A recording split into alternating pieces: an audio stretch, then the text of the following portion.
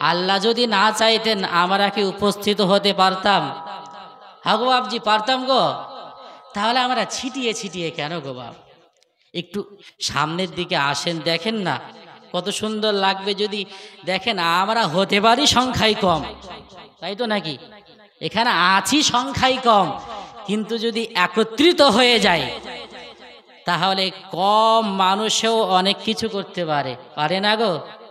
হযরতে হুসাইন রাদিয়াল্লাহু তাআলা আনহু যখন কারবালার সরজমিনে গিয়েছিলেন, কতজন ব্যক্তিকে নিয়ে গিয়েছিলেন গো? ৭২ জনকে নিয়ে গিয়েছেন।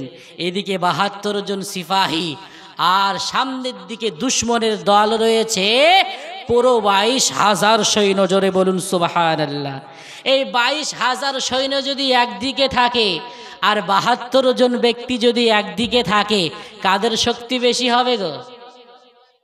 ২২,০০০-এর শক্তি বেশি হওয়ার কথা, কিন্তু আল্লাহু আকবার ইমানি জজবা নিয়ে যখন ইমামে হুসাইন রাদিয়াল্লাহু তাআলা আনহু যখন আল্লাহ পাকের নারা লাগিয়েছিলেন আল্লাহু আকবার, সঙ্গে সঙ্গে ২২,০০০ সৈন্যর অন্তর পর্যন্ত কেঁপে উঠেছিল। জোরে বলুন সুবহানাল্লাহ। তাহলে হতে পারি সংখ্যাই কম, ইমানি জজবা যদি থাকে, এখানে আল্লাহু আকবারের নারা লাগাবো, আর ওইদিকে শয়তান আপনার ৩ কিলোমিটার দূরে গিয়ে দাঁড়াবে। সুবহানাল্লাহ। আল্লাহ পাকের পরে পরে বিশ্বগুরু জানাবে মুহাম্মদুর রাসূলুল্লাহ সাল্লাল্লাহু তাআলা আলাইহি ওয়াসাল্লামের উপরে অগণিত দরুদ ও সালাম বিশ্বন্যায় বর্ষিত হোক, গর্বিত হোক। সকলে মিলে পড়েন আল্লাহুম্মা আমিন। মিল্লাত ইসলামিয়া। হয়তো আপনাদেরকে বোঝাতে পারছি না, আপনাদেরকে বোঝানোর মতো ক্ষমতা আমার নেই, কিন্তু আল্লাহ পাক যে ক্ষুদ্র জ্ঞান আমাকে দিয়েছেন সেখান থেকে ইনশাআল্লাহ আলোচনা করব। আপনারা শুনতে রাজি তো নাকি? হ্যাঁ গো, কেউ বিরক্ত হবেন না তো? আওয়াজটা একটু জাগান না গো ভাইজান, একটু ভালো করেন। গজল পড়বো তো ভালো লাগবে না। একটু সামনের দিকে আসেন ভাই, একটু সামনের দিকে আসেন। আপনারা যেই জায়গা ধরে ধরে ধরে বললে খুশি হবেন, সেই জায়গা ধরে বলি। বাপজি আপনারা একটু আগে আসেন, বাপ একটু আগে আসেন। দেখেন কত সুন্দর লাগবে, কত ভালো লাগবে, কারণ এটা সাধারণ কোনো মাজলিস নয়, এটা হচ্ছে নবী পাক সাহেবে লাউলাক সাল্লাল্লাহু আলাইহি ওয়াসাল্লামের মেম্বার। এখানে কোনো রাজনৈতিক আলোচনা হয় না, এখানে কোনো দুনিয়াবি আলোচনা হয় না, এখানে হয় রাসূলে পাকের প্রশংসা। এই সমস্ত স্টেজে আল্লাহ পাকের প্রশংসা করা হয়, এই সমস্ত স্টেজে নবী পাকের প্রশংসা করা হয়, এই সমস্ত স্টেজে সাহাবী রাসূলগণের প্রশংসা করা হয়, এই সমস্ত স্টেজে আপনার আউলিয়া কেরামগণের প্রশংসা করা হয়, এই সমস্ত স্টেজে আপনার সালেহিন বান্দাগণের প্রশংসা করা হয়। আর যেই সমস্ত জায়গাতে নবী পাকের প্রশংসা করা হয়, আল্লাহ পাকের গুণগান করা হয়, সেই জায়গাতে আল্লাহ পাকের রহমত বর্ষিত হয়। জোরে বলুন সুবহানাল্লাহ। তুমি মানলে মানো, তুমি মানলে মানো, না মানলে মন মানো না। হে আশিকেরি আসল জান্নাত সোনার মদিনা। চিৎকার মেরে বলুন, আগো তুমি মানো আর না মানো বেদিন, তুমি মানো আর না মানো, আশিকদের মুসলমানের জান্নাত হলো সোনার মদিনা, কারণ সেখানে আমাদের মনের মানুষ শুয়ে আছেন। জোরে বলুন, তুমি মানলে মানো, না মানলে মন মানো না। আশিকেরি আসল জান্নাত সোনার মদিনা, আশিকেরি আসল জান্নাত সোনার মদিনা। কে আশিকেরি মনে যত ইশকেরি জ্বালা, মুমিনেরি মনে যত ইশকেরি জ্বালা, হাই হাই আমাদের মনে যত ইশকেরি জ্বালা, ওগো দূর করিতে পারে ওই মদিনাওয়ালা, ওই মদিনাওয়ালা। তাই মদিনা মদিনা করে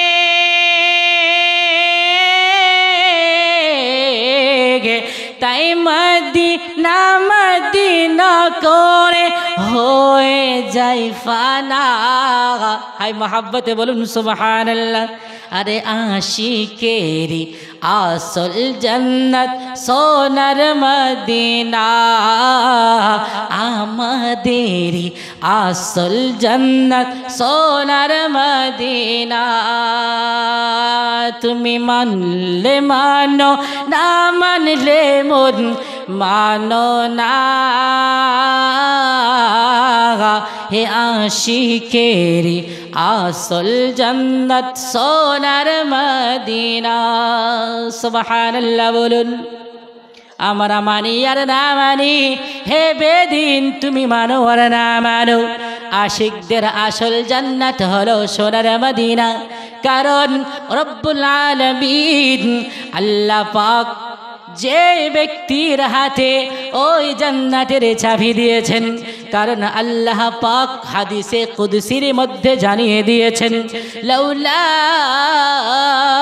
মুহাম্মদ সাল্লাল্লাহু তাআলা আলাইহি ওয়াসাল্লাম, ওগো নবী মুস্তাফা, ওগো মুহাম্মদুর রাসূলুল্লাহ, আপনি এবং ওয়া উম্মতুহু, আপনার উম্মতিগণকে যদি আমি রব্বুল আলামিন না সৃষ্টি করতাম, তাহলে আমি রব্বুল আলামিন লামা খালাকতুল জান্নাহ, আমি আল্লাহ পাক জান্নাতকে সৃষ্টি করতাম না, ওয়ালান নার, আমি আল্লাহ পাক জাহান্নামকেও সৃষ্টি করতাম না, ওয়ালা শামসা, আমি আল্লাহ পাক সূর্যকেও সৃষ্টি করতাম না, ওয়ালাল কমর, আমি আল্লাহ পাক আপনার চাঁদকেও সৃষ্টি করতাম না, ওয়ালাল লাইল, আমি আল্লাহ পাক রাতকেও সৃষ্টি করতাম না, ওয়ালান নাহার, আমি আল্লাহ পাক দিনকেও সৃষ্টি করতাম না, ওয়ালা মালাকাম মুকাররাবা, तमाम ফেরেশতাগণের মধ্যে কোন ফেরেশতাগণকে সৃষ্টি করা হতো না। হযরতে ইসরাইল আলাইহিস সালামকে সৃষ্টি করা হয়েছে এই নবী পাকের ওসিলায়, এই নবী মুস্তাফার ওসিলায়। আল্লাহ পাক হযরতে ইসরাফিল আলাইহিস সালামকে সৃষ্টি করেছেন, আল্লাহ পাক এই নবী পাকের ওসিলায় হযরতে জিবরাইল আলাইহিস সালামকে সৃষ্টি করেছেন। তাই তো রব্বুল আলামিন এই হাদিসের শেষ অংশের মধ্যে জানিয়ে দিয়েছেন, ওয়ালা নাবিয়্যাম মুরসালাও ওয়ালা ইয়াকা, এই রকম করে तमाम আম্বিয়া কিরামগণকে পর্যন্ত সৃষ্টি করা হতো না। সুবহানাল্লাহ। সমস্ত আম্বিয়া কিরামগণকে আল্লাহ পাক সৃষ্টি করেছেন এই নবী মুহাম্মদুর রাসূলুল্লাহর খাতিরে। এই জন্যই তো আল্লাহ পাক আপনার জানিয়ে দিয়েছেন, ওয়ালা নাবিয়্যাম মুরসালাও ওয়ালা ইয়াকা, तमाम আম্বিয়া কিরামগণকে সৃষ্টি করা হয়েছে এই নবী মুস্তাফার ওসিলায়। এই জন্য তো বলা হয় যে নবী মুস্তাফার ওসিলায় আল্লাহ পাক আপনার আদম আলাইহিস সালামকে সৃষ্টি করেছেন, যে নবী মুস্তাফার ওসিলায় আল্লাহ পাক শীস আলাইহিস সালামকে সৃষ্টি করেছেন, যে নবী মুস্তাফার ওসিলায় আল্লাহ পাক ইদ্রিস আলাইহিস সালামকে সৃষ্টি করেছেন, যে নবী মুস্তাফার ওসিলায় আল্লাহ পাক আপনার ইব্রাহিম খলিলুল্লাহকে সৃষ্টি করেছেন, যে নবী মুস্তাফার ওসিলায় আল্লাহ পাক আপনার দাউদ আলাইহিস সালামকে সৃষ্টি করেছেন, যে নবী মুস্তাফার ওসিলায় আল্লাহ পাক নূহ পয়গম্বরকে সৃষ্টি করেছেন, যে নবী পাকের ওসিলায় আল্লাহ পাক ইউসুফ আলাইহিস সালামকে সৃষ্টি করেছেন। আরে যে নবী মুস্তাফার ওসিলায় আল্লাহ পাক মূসা আলাইহিস সালামকে সৃষ্টি করেছেন, যে নবী মুস্তাফার ওসিলায় আল্লাহ পাক আপনার এই যে নবী মুস্তাফার ওসিলায় আল্লাহ পাক দাউদ আলাইহিস সালামকে সৃষ্টি করেছেন, যেই নবী মুস্তাফার ওসিলায় আল্লাহ পাক ঈসা আলাইহিস সালামকে সৃষ্টি করেছেন, আর যেই নবী মুস্তাফার ওসিলায় আল্লাহ পাক জমিন আসমান তামাম জাহানকে আপনার সৃষ্টি করেছেন। এই জন্যই তো সবচাইতে সম্মানীয়, সবচাইতে আপনার কেনা পাওয়ারফুল পয়গম্বর এই নবী মুস্তাফাকে সৃষ্টি করা হয়েছে, এমন করে পাওয়ারফুল করে পাঠিয়ে দেওয়া হয়েছে। আল্লাহ পাক আপনার জানিয়ে দিয়েছেন, কারণ কোন পয়গম্বরকে আল্লাহ পাক এইরকম আপনার পাওয়ার দেননি, কারণ কোন পয়গম্বরকে আল্লাহ পাক এইরকম সম্মান আপনারা দিয়েছিলেন না, কারণ কোন নবীকে আল্লাহ পাক কোন দেশের জন্য নবী বানিয়েছিলেন, তো কোন পয়গম্বরকে আল্লাহ পাক কোন শহরের জন্য নবী করেছিলেন, কোন পয়গম্বরকে আল্লাহ পাক আপনার কোন গোত্রের জন্য পয়গম্বর করেছিলেন, তো কোন নবীকে আল্লাহ পাক কোন কাফেলার জন্য পয়গম্বর বানিয়েছিলেন, তো কোন নবীকে আল্লাহ পাক কোন গ্রামের জন্য নবী করেছিলেন। এইরকম করে 1,24,000 পয়গম্বর আল্লাহ পাক এই দুনিয়ার বুকে আগমন করিয়েছেন। কিন্তু যখন শেষ পয়গম্বরকে আগমন করাবেন, হযরতে ইব্রাহিম খলিলুল্লাহ আলাইহিস সালামের দোয়া আপনার যখন নাজিল হবে, ইব্রাহিম আলাইহিস সালাম আল্লাহ পাকের দরবারে দুইখানা হাতকে উত্তোলন করে বলেছিলেন, ওগো রব্বুল আলামিন রব্বানা ওয়াবআস ফীহিম রাসূলা, ওগো রব্বুল আলামিন যেই পয়গম্বরের চাকায়, যেই পয়গম্বরের জন্য আমাদের সকল পয়গম্বরগণকে সৃষ্টি করা হলো, ওগো রব্বুল আলামিন যেই পয়গম্বরের জন্য আমরা সম্মানিত হয়েছি, ওই পয়গম্বর কবে আগমন করবে গো আল্লাহ? ওগো আল্লাহ পাক ওই পয়গম্বরকে আপনি আগমন করিয়ে দিন। আল্লাহ পাক আপনার ইব্রাহিম খলিলুল্লাহ আলাইহিস সালামের দোয়াখানা কবুল করেছেন। কেমন করে কবুল করলেন? আল্লাহ পাক এমন করে দোয়াখানা কবুল করেছেন, আপনার ইব্রাহিম খলিলুল্লাহ আলাইহিস সালামের পুত্র ইসমাইল আলাইহিস সালামের জন্য এই দোয়াখানা আপনার কবুল হইয়া গেল। কেমন করে কবুল হইয়া গেল? আল্লাহ পাক আপনার জানিয়ে দিলেন, যাও ইব্রাহিম আপনার দোয়াখানা আমি কবুল করে নিলাম। ওগো আল্লাহ পাক কেমন করে কবুল করলেন?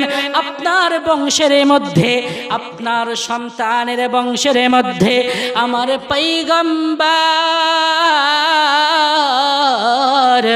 নবী মুহাম্মদুর রাসূলুল্লাহ আগমন করবেন। সুবহানাল্লাহ। আপনার সন্তানের মধ্যে, তাই তো ইসমাইল আলাইহিস সালামের বংশের মধ্যে আল্লাহ পাক নবী মুহাম্মদ সাল্লাল্লাহু আলাইহি ওয়াসাল্লামকে আগমন করিয়েছেন, আর এমন পয়গম্বরকে আগমন করিয়েছেন যেই পয়গম্বরের তুলনা আসমান এবং জমিন দোনো জাহানের মধ্যে কোনো জায়গায় হবে গো বাবা? হবে? হবে বলে মনে হয়? ভবিষ্যৎ হবে বলে মনে হয়? আজ পর্যন্ত হয়নি এবং কিয়ামত পর্যন্ত হবে না। কারণ অন্যান্য পয়গম্বর আসার পরেতে কেউ বা 500 বছর পর্যন্ত দ্বীনে ইসলামের দায়িত্ব পালন করেছেন, কেউ বা 800 বছর পর্যন্ত এই দ্বীনে ইসলামের দায়িত্ব পালন করেছেন, কেউ বা 900 বছর, কেউ বা 1000 বছর পর্যন্ত এই আপনার দ্বীনে ইসলামের দাওয়াতের কাজ করে গিয়েছেন। কিন্তু আল্লাহু আকবার, আখিরি জামানার আকা জনাবে মুহাম্মদুর রাসূলুল্লাহ সাল্লাল্লাহু আলাইহি ওয়াসাল্লাম 100 বছর নয়, 50 বছর নয়, শুধুমাত্র 23 বছর ধরে এই দুনিয়ার জমিনে ইসলামের দাওয়াত দিয়ে গিয়েছেন। আল্লাহ পাকের কসম করে বলি, এই 23 বছরের মধ্যে এমন দাওয়াত দিয়েছেন, এমন আখলাক দেখিয়েছেন, এই দুনিয়ার বুকে লক্ষ লক্ষ মুসলমান দেখতে পাওয়া যায়। সুবহানাল্লাহ। লক্ষ লক্ষ মুসলমান দেখতে পাওয়া যায়। কেমন করে সম্ভব হলো? এটা কেমন করে সম্ভব হলো? সম্ভব এই জন্য হলো কারণ আল্লাহ পাক জানিয়ে দিয়েছেন বিসমিল্লাহির রহমানির রহিম ওয়া ইন্নাকা আলা খুলুকিন আযীম। সুবহানাল্লাহ। আল্লাহ পাক জানিয়ে দিয়েছেন কোরআনুল কারীম ফুরকানুল হামিদের মধ্যে সুন্দর করে আল্লাহ পাক জানিয়ে দিয়েছেন, ওগো নবী মুস্তাফা ওয়া ইন্নাকা আলা খুলুকিন আযীম, আপনার চরিত্র সম্পর্কে কি বলবো? আপনার চরিত্র হলো সবচাইতে উত্তম। আপনার মতো চরিত্র এই দুনিয়ার বুকে আজ পর্যন্ত কেউ গঠন করতে পারেনি। আপনার মতো চরিত্র এই দুনিয়ার বুকে কোনো নবী রাসূল আপনার গঠন করতে পারেনি। কিয়ামত পর্যন্ত আপনার মতো চরিত্র এই দুনিয়ার বুকে কেউ আপনার গঠন করতে পারবে না। তাই তো এই দুনিয়ার বুকে নবী মুহাম্মদুর রাসূলুল্লাহ সাল্লাল্লাহু তাআলা আলাইহি ওয়াসাল্লামকে নিয়ে तमाम ধর্মের মানুষেরা এই নবী মুহাম্মদুর রাসূলুল্লাহ সাল্লাল্লাহু তাআলা আলাইহি ওয়াসাল্লামকে নিয়ে গবেষণা করতে আরম্ভ করে দিল। আপনার হিন্দু ধর্মের মানুষেরা নবী মুহাম্মদুর রাসূলুল্লাহ সাল্লাল্লাহু তাআলা আলাইহি ওয়াসাল্লামকে নিয়ে গবেষণা করতে আরম্ভ করে দিয়েছে।